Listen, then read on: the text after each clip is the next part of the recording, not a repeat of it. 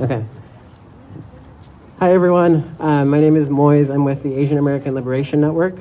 I'm the organizing and advocacy manager, just adding a little bit more context, particularly around local policy and what's happening at the city of Sacramento tomorrow. So for context, organizations have been advocating at the city for a number of months. Since last summer, we've been trying to meet with the mayor. I've had a couple of meetings with the mayor's office. Mayor McCarty does not show up to those meetings.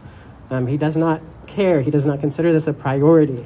When the Border Patrol was here in Sacramento bragging that there's no such thing as a sanctuary city, he said, well, they're just targeting the bad ones, right? They're just targeting the bad immigrants. That's Mayor McCarty. That's what he said. Boo, shame. Right. And so when we talk about leadership and elected leaders, they're elected officials. They hold technical positions. The power that they have comes from us. The power that they have comes from us, and when we use that power, when we force them, when 200 people make public comment for tomorrow's city council meeting, they pay attention because they recognize that we care. And if we care, they have to care. And so tomorrow, folks are making public comment. There's a toolkit where you can make public comment written online. You can also show up at 2 p.m. to the city council meeting to talk about that sanctuary policy that they're updating. For folks who don't know, that toolkit has all the information, has everything you need to know for how to make public comment, but it's a resolution. A resolution is not tangible. It says the city cares about these things, the city affirms these things. It doesn't mean the city has a plan to make them tangible. It doesn't mean the city will be changing the way it operates. We know that Sacramento PD, the police department, is complicit in not upholding our right to protest at the John Moss Federal Building. We know that they've been doing that. And so that means we need tangible change in the way the city operates. We need to hold our police department accountable to the values of Sacramento as a sanctuary city. I was born and raised in Sacramento. Since 1985, Sacramento has been a sanctuary city, one of the first in the country. It's a disgrace that our local police department isn't upholding that, isn't standing for our values, and that our mayor doesn't care to do anything about it.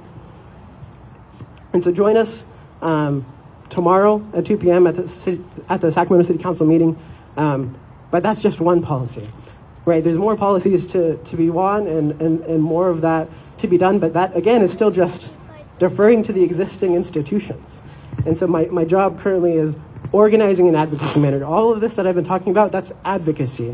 What DSA was talking about just a little bit earlier, organizing, power, we have it. We have resources in our community. And so one of the campaigns that Asian American Liberation Network has been working on is sanctuary community. We're a sanctuary city, but what does it mean to be a sanctuary community?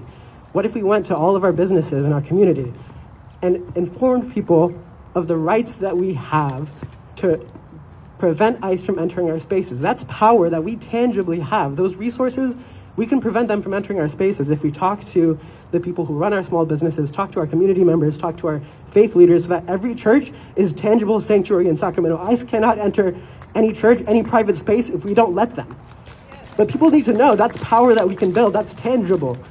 And so power, again, comes from us if we organize and build that power, if we get in relationship with one another.